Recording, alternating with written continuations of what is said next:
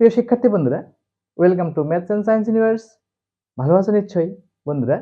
আজকে আমি তোমাদের সাথে আলোচনা করব তোমাদের গণিত বইয়ের অনুক্রম ধারা এই শিক্ষার অভিজ্ঞতাটি। আশা করি প্রত্যেকেই তোমরা আমার সাথেই থাকবে। তাহলে চলো বন্ধুরা, শুরু করা যাক। বন্ধুরা, তোমাদের বইয়ের 33 পৃষ্ঠা জোড়াই কাজ দেখো, কতে বলেছে নিচের অনুক্রমগুলোর সাধারণ পদ নির্ণয় করো। এখানে 4টা অনুক্রম দেওয়া আছে, 1 নম্বর, 2 নম্বর, 3 নম্বর, 4 নম্বর। 1 নম্বর অনুক্রমের পদগুলো হলো 3, 6, 9। 2 নম্বর অনুক্রমের পদগুলো হলো 5, -25, 125, -625 ডট ডট ইত্যাদি এ ধরনের আসতে থাকবে। 3 নম্বর হলো 1/2, -2/3, 3/4, -4/5 ডট ডট ডট। 4 নম্বর হলো 1/2, 1/2 স্কয়ার, 1/2 কিউব, 1/2 ইত্যাদি। এই অনুক্রমগুলোর সাধারণ পদ নির্ণয় করতে হবে। সাধারণ পদে n থাকবে, n হলো স্বাভাবিক সংখ্যার উপাদান, ঠিক আছে। n এর ভ্যালু যে কোনো স্বাভাবিক সংখ্যা হতে পারে। এই n যুক্ত একটা সাধারণ পদ নির্ণয় করতে হবে, যাতে করে আমরা n এর মান যে কোনো সাধারণ সংখ্যা তোমার স্বাভাবিক সংখ্যা বসিয়ে এখানকার n তম পদ নির্ণয় করতে পারি, রাইট। তো 1 নাম্বার দেখো, আমরা লিখি 1 নাম্বার কত 3, 6, 9 ডট ডট ডট। এখানে 3 সমান লেখা যায় 3, ঠিক আছে, 3 লেখা যেতে পারে। ওকে, ইকুয়াল টু 3 ইন্টু 1 আমরা লিখতে পারি। 6 সমান লিখতে পারি 3 ইন্টু 2, আর 9 সমান লিখতে পারি 3 ইন্টু 3। বন্ধুরা, একটা জিনিস খেয়াল করো, 3 এর সাথে 1 গুণ, 3 এর সাথে 2 গুণ, 3 এর সাথে 3 গুণ, ঠিক আছে। এখন আমি যদি এখানে আরেকটি পদ লিখি, ডট ডট ডট লিখি, তাহলে কি হবে, আমাদের 3 ইন্টু n আসবে। 3n যদি লিখি 3 ডট ডট ডট, ঠিক আছে, আমার n তম পদ কত হবে 3n। 3n সমান 3 ইন্টু n। ধারাটির n তম পদ 3n। ধারাটি দেয়ারফর ধারাটির n তম পদ 3n। n তম পদ 3n, 3n। এখন দেখো 3 এর মান যদি 1 হয় প্রথম পদ 3, n এর মান 2 হলে দ্বিতীয় পদ 6, n এর মান 3 হলে তৃতীয় পদ 9, n এর মান 4 হলে চতুর্থ পদ 12, n এর মান 5 হলে পঞ্চম পদ 15। এভাবে কিন্তু আসতে থাকবে, ঠিক আছে। n এর মান যদি তুমি এখানে n এর মান 4 বসাও, চতুর্থ পদ কত হবে 3 4 12, দেখো 9 এর পরে 12 আসবে। এখানে 5 বসাও, n এর মান 3 ইনটু 5 কত হবে 3 5 15, এর পরের পদটা 15 আসবে, ঠিক আছে। ধারাটা হবে 3, 6, 9, 12, 15, 18, 21 ইত্যাদি এভাবে যেতে থাকবে, রাইট। 2 নাম্বার দেখো, 2 নম্বরে কি কি আছে 5 -25, 125 -625। এ হলো আমাদের অনুক্রম বা ধারা বা সিকোয়েন্স। এই অনুক্রমটির n তম পদ নির্ণয় করতে হবে। কিভাবে নির্ণয় করব, 5 সমান লেখা যায়, আমরা 5 সমান লিখি 5 কেমন 1 ইন্টু 5 লেখা যায় না। 25 সমান -1 ইন্টু 5 স্কয়ার, -1 ইন্টু 5 স্কয়ার। 125 সমান লেখা যায় 1 ইন্টু 5 কিউব, আর -625 সমান লেখা যায় -1 ইন্টু 5 টু দি পাওয়ার 4। এখানে 1 আছে, -1, 1 -1। আমার 5 স্কয়ার, 5 কিউব, 4 এগুলো ঠিক থাকবে। জাস্ট এই 1 -1 1 -1 এগুলাকে একটি পদ দ্বারা এমন ভাবে সেটাকে নির্দেশ করতে হবে যাতে করে প্রথম পদের জন্য এটা 1 হবে, দ্বিতীয় পদের জন্য এখানে কি আসবে -1 আসবে, তৃতীয় পদের জন্য এখানে 1 আসবে, চতুর্থ পদের জন্য -1 আসবে, পঞ্চম পদের জন্য 1 আসবে, ষষ্ঠ পদের জন্য -1 আসবে, এভাবে আসবে। তো আমরা এটাকে এভাবে লিখতে পারি যে -1 টু দি পাওয়ার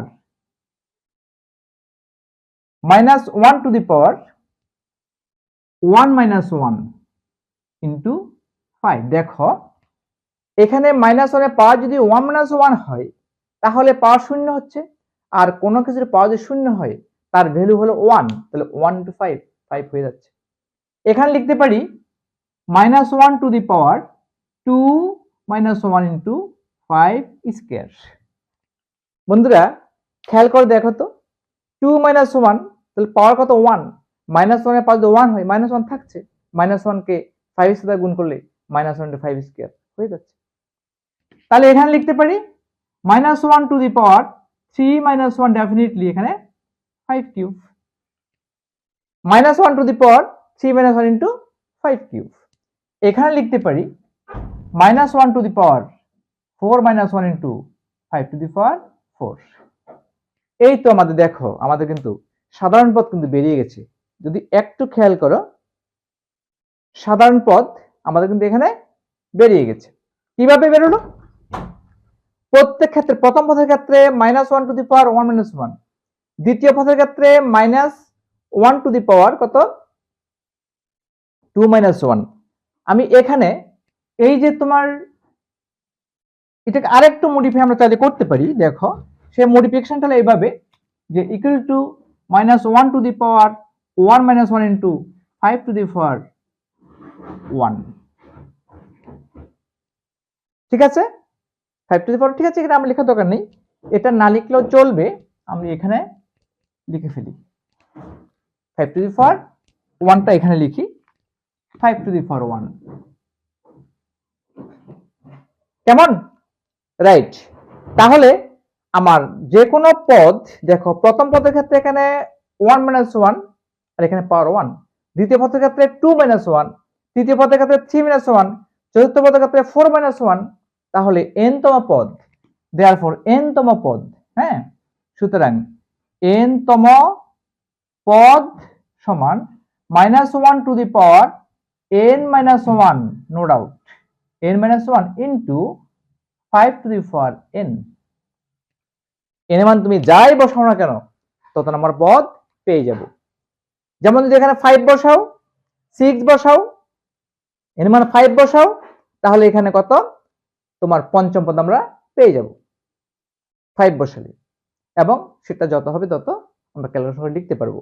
n এর মান যাই বসাও আমরা n তম পদ পেয়ে যাব। দেখো এই যে n - 1 এর মান 1, n - 1 এখানে এর মান 2, আর এটা হলো পাওয়ার হলো n - 1 এর মান 3, এখানে 5 এর পাওয়ার n, n - 1 এর মান 4, এখানে 5 এর power n, that is n তম পদ -1 to the power n - 1 into 5 to the power n। Clear? আশা করি তোমরা সবাই বুঝতে পেরেছো যে দ্বিতীয় পদটির n তম পদ যে এটা হবে -1 to the power n - 1 into 5 to the power n, এটা হবে আমার এই টির n তম পদ। আশা করি তোমরা সবাই ভালোভাবে বুঝতে পেরেছো বন্ধুরা। আর এই ধারাটির n তম পদ হবে 3n। দেখে নাও। ওকে বন্ধুরা, এবার 3 নম্বরে আসো। কি বলেছে? 1/2, মাইনাস 2/3, 3/4, মাইনাস 4/5। এ হলো আমার অনুক্রম। ঠিক আছে, আমরা লিখতে পারি 1/2 কে লিখতে পারি 1/1 প্লাস 1, রাইট? ওকে, 1/1 প্লাস 1, এটাকে আমরা এভাবে লিখতে পারি যে -1 to the power 1 - 1 into 1/1 plus 1। -1 একটা আনলাম যেহেতু আমাদের এখানে কি আছে প্লাস মাইনাস এভাবে থাকলে -1 আনতে হবে। পাওয়ার লিখলাম কত 1 - 1, কারণ 1 থেকে 1 গেলে 0, -1 এর উপর পাওয়ার 0, তার ভ্যালু 1, 1 এর সাথে এটা গুণ করলে এটাই হবে, দ্যাট ইজ 1/2 হবে। কেমন? -2/3 কে লিখতে পারি -2/2 plus 1, that is -1 to the power 2 - 1 into 2/2 plus 1। -1 এর পাওয়ার যদি 1 হয়, ভ্যালু -1, তো -1 এটাই গুণ করলে এটাই হবে, নো ডাউট। বুঝতে পেরেছো? -1 এর পাওয়ার কত 2 - 1, দ্যাট ইজ -1 এর পাওয়ার হলো 1, -1 কে একবার লিখে গুণ করলে -1ই হবে। -1 এর পাওয়ার যদি 1 হয় তার ভ্যালু -1ই হবে। সে -1 দ্বারা 2/2 + 1 কে মাল্টিপ্লাই করলে -2/2 + 1। ওকে, ফাইন। এবার 3/4 3/4 সমান আমরা লিখতে পারি 3/3 + 1। পারি তো লিখতে? একই কথা -1 টু দি পাওয়ার 3 - 1 ইন্টু 3/3 + 1। বন্ধুরা একটু খেয়াল করো, 3 থেকে 1 গেলে কত? 2।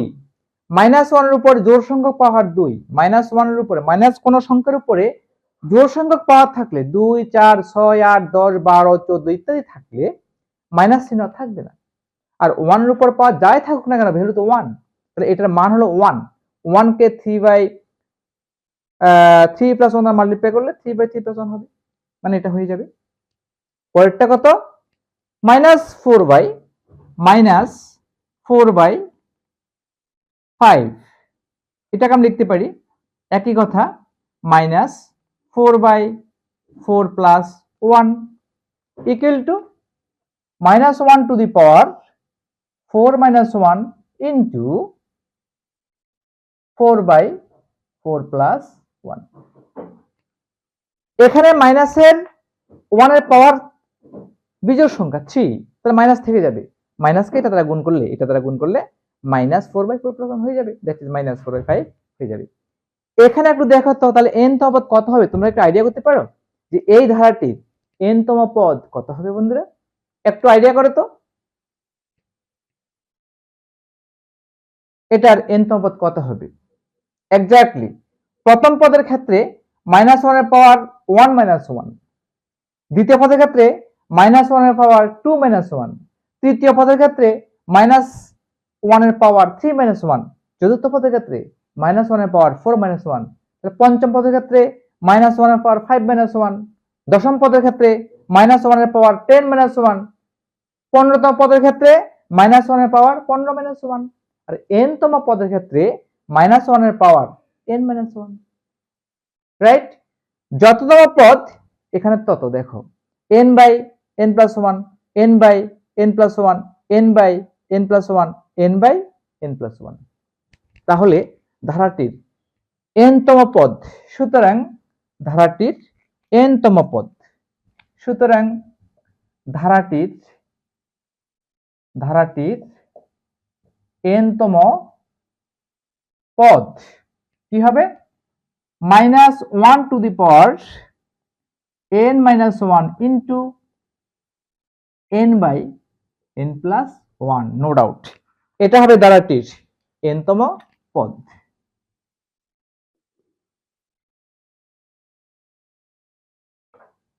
বুঝতে পেরেছো? একটু দেখে নাও ধারাটির n তম পদ -1 to the power n - 1 into n/n + 1।